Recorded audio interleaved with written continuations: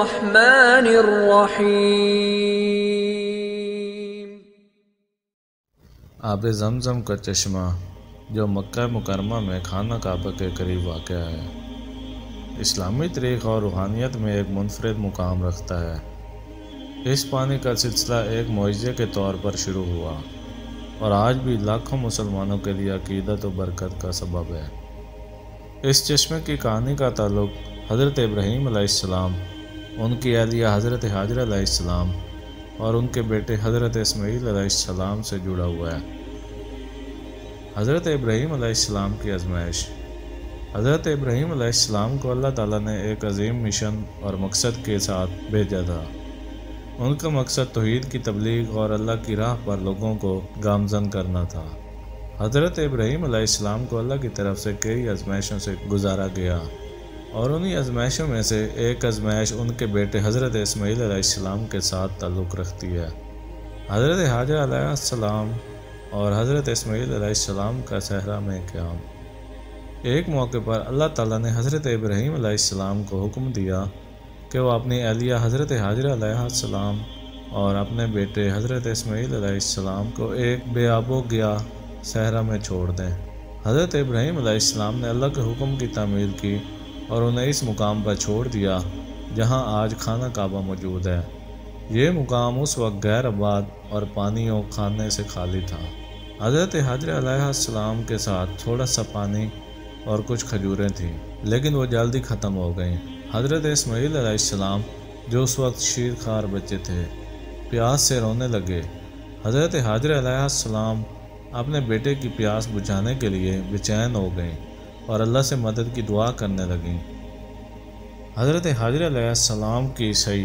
حضرت ہاجر علیہ السلام نے پانی کی تلاش میں صحرا میں دو پہاڑیوں صفا اور مروہ کے درمیان دوڑ لگانا شروع کر دی۔ انہوں نے یہ دوڑ 7 مرتبہ کی، جو کہ آج مناسک حج کا ایک اہم رکن بن چکا ہے۔ جب حضرت ہاجر علیہ السلام نے 7ویں مرتبہ مروہ پر پہنچ کر واپس اپنے بچے کی طرف نگاہ ڈالی تو اللہ کی قدرت سے ایک معجزہ ہوا۔ زمزم کا چشمہ۔ اللہ تعالیٰ نے حضرت جبرائیل علیہ السلام کو بھیجا، جنہوں نے حضرت اسماعیل علیہ السلام کے قدموں کے قریب زمین پر اپنی ایڑی ماری اور وہاں سے پانی کا ایک چشمہ پھوٹ نکلا۔ یہ چشمہ اتنا زبردست تھا کہ پانی مسلسل بہنے لگا۔ حضرت ہاجر علیہ السلام نے جلدی سے اس پانی کو جمع کرنا شروع کیا اور اسے زمزم کہہ کر روکنے کی کوشش کی، جس کا مطلب ہے رک جا رک جا۔ یہی پانی آج آب زمزم کے نام سے مشہور ہے اور اسے اللہ کی رحمت اور برکت کا نشان سمجھا جاتا ہے۔ زمزم کا پانی۔ روحانی اور جسمانی فوائد۔ آب زمزم کو مسلمانوں کی عقیدت کا محور سمجھا جاتا ہے۔ لوگ اسے نہ صرف پیاس بجھانے کے لیے استعمال کرتے ہیں، بلکہ اس کی روحانی برکتوں اور شفا دینے کی خصوصیات پر بھی ایمان رکھتے ہیں۔ آب زمزم کو جسمانی بیماریوں کے علاج کے لیے استعمال کیا جاتا ہے اور اس کے بارے میں کہا جاتا ہے کہ یہ ہر مرض کے لیے شفا کا ذریعہ ہے۔ حج اور عمرہ کے موقع پر حاجی اس مقدس پانی کو پیتے ہیں اور اپنے وطن لے جانے کے لیے بھی بوتلوں میں بھرتے ہیں۔ زمزم کا پانی کبھی خشک کیوں نہیں ہوتا؟ زمزم کے پانی کا سب سے بڑا معجزہ یہ ہے کہ یہ کبھی خشک نہیں ہوتا۔ ہزاروں سال سے یہ پانی مسلسل بہتا چلا آ رہا ہے، حالانکہ لاکھوں حاجیوں اور زائرین نے اسے استعمال کیا ہے۔ سائنسدانوں نے بھی اس پانی کو ختم نہ ہونے پر تحقیق کی ہے، لیکن وہ اس کی وجہ سے نہیں سمجھ سکے۔ یہ اللہ کی قدرت اور معجزے کی ایک نشانی ہے کہ یہ پانی ہمیشہ تازہ اور خالص رہتا ہے۔ آب زمزم اور سائنسی تحقیق۔ آب زمزم کے معجزاتی فوائد پر مختلف اوقات میں سائنسی تحقیقات بھی کی گئی ہیں۔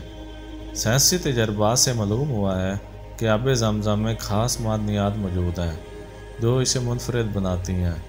اس میں کیلشیم، میگنیشیم اور دیگر صحت بخش اجزاء موجود ہیں اور اس میں کسی بھی قسم کی بیماری پیدا کرنے والے جراثیم کا نام و نشان نہیں ملتا۔ سائنسی ماہرین کا کہنا ہے کہ زمزم کا پانی دوسرے پانیوں کی طرح بیکٹیریا اور آلودگی کا شکار نہیں ہوتا، جو اسے حیرت انگیز طور پر منفرد بناتا ہے۔ اس کی منفرد کیمیائی ساخت بھی اس کے شفا بخش ہونے کی طرف اشارہ کرتی ہے اور اسے پینے والے افراد اکثر اپنی صحت میں بہتری محسوس کرتے ہیں۔ آب زمزم کا روحانی مقام۔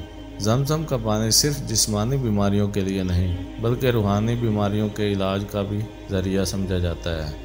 اسلامی روایات میں کہا گیا ہے کہ جو شخص آب زمزم اس نیت سے پیتا ہے کہ اس کی کوئی خاص دعا قبول ہو تو اللہ تعالیٰ اس کی دعا کو قبول فرماتے ہیں۔ اس لیے حاجی اور زائرین آب زمزم پینے کے بعد اپنی دعائیں مانگتے ہیں اور اللہ سے اپنی حاجات پوری ہونے کی دعا کرتے ہیں۔ مناسک حج اور آب زمزم کا مقام۔ حج کے دوران آب زمزم پینے کو ایک سنت سمجھا جاتا ہے اور حاجی اس پانی کو اپنے مناسک میں شامل کرتے ہیں۔ خانہ کعبہ کے طواف کے بعد حاجی آب زمزم پیتے ہیں اور اس کے ذریعے اللہ کی رحمت حاصل کرنے کی کوشش کرتے ہیں۔ اس کے علاوہ مسلمان اپنے گھروں میں بھی آب زمزم رکھتے ہیں اور خاص موقع پر اس کا استعمال کرتے ہیں۔ آب زمزم کی تاریخ اور مسلم معاشرہ۔ اسلامی تاریخ میں آب زمزم کو ہمیشہ خاص مقام دیا گیا ہے۔